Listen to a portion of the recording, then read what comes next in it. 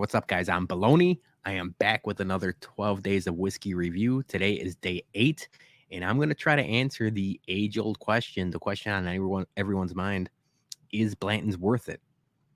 Short answer is no. Thank you. We'll see you tomorrow. I'm just kidding. I wouldn't do that to you. Um, it's a point of contention in the bourbon world, in the whiskey world. It garners so much hype. I feel like it's a rite of passage for a lot of people.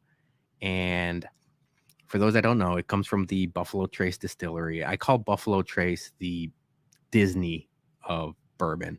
It basically got so much money behind it, so much marketing behind it, and they just basically do what they want at this point. But rightfully so. We were down there in June, and it basically is Disneyland. It was a fun time. I enjoyed it greatly. But I know most people there are searching for this ever elusive bottle. Um, so yeah, is Blanton's worth it? The short answer, I don't think so, but I also do believe in the mantra of drink what you like. If you guys think Blanton's is the best bottle on earth, by all means, try it and find it, buy it, pay secondary for it. It's $65 MSRP. I've seen it in the Chicagoland area anywhere from $120 to $180 for a $65 bourbon. Um, it's crazy. People ask about it all the time. We bring it to Whiskey at Comiskey almost every tailgate because we know it garners that much hype. We know that people want to try it, especially, the casual bourbon drinkers, the casual um, whiskey fans. So it's kind of it's divisive, I will say, but by all means, it's not a bad bourbon. It really isn't. It's $65, 93 proof. It's an easy sipper. It's got all of the classic bourbon notes, although I will mention that they're muted for what it is, but they're all there. Vanilla, caramel, honey, a lot of honey. I get a bunch of honey in this bottle, so I've got all right, I don't want to flex. This isn't even a flex. It's just we were in Kentucky in we got lucky enough to be Blanton's Day. So we got one bottle here that I'm almost done with, and then this is the backup bottle. And I usually find these every so often at Jewel and Binny's. They are hard to find, but not if you're looking in the right times and the right places. But like I said, whenever we got them, shout out HBIC, the head bum in charge. He also gets them, and it's typically to have other people try them. We'll bring them to parties. We'll bring them to tailgates.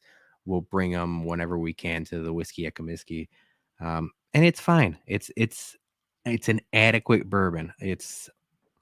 Um, it's really good. It's got a really sweet nose. I understand why the casual bourbon drinker would like something like that. It's super smooth for 93 proof.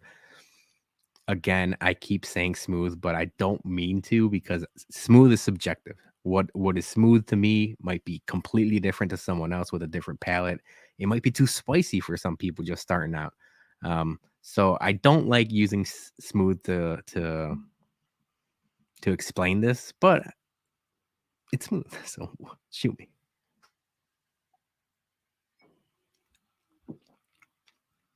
It's an easy sipper.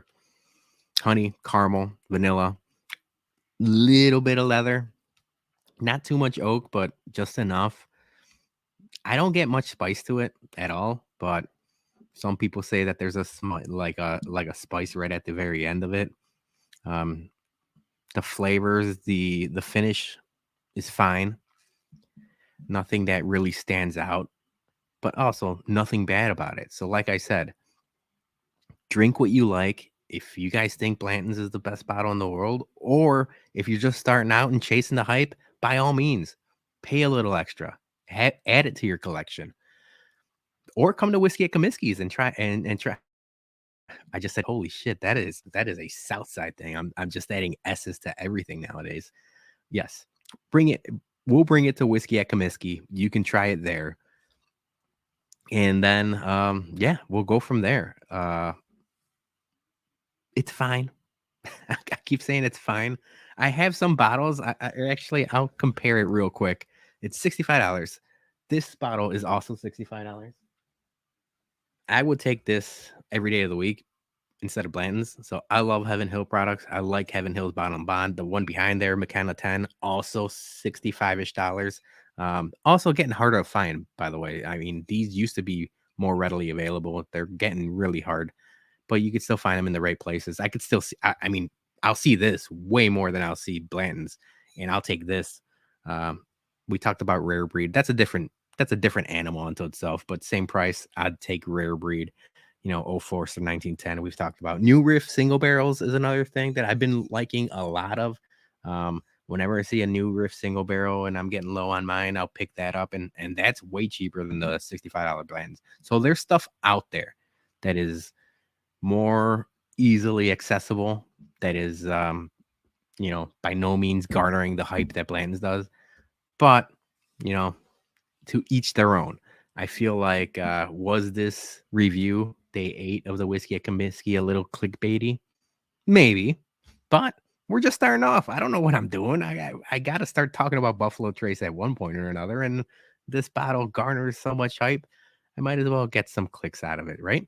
Tomorrow I'll bring you another review, maybe a little less hyped but more accessible, and then we'll go from there. By all means, guys, cheers. Um, Merry Christmas to everyone. We'll see you tomorrow.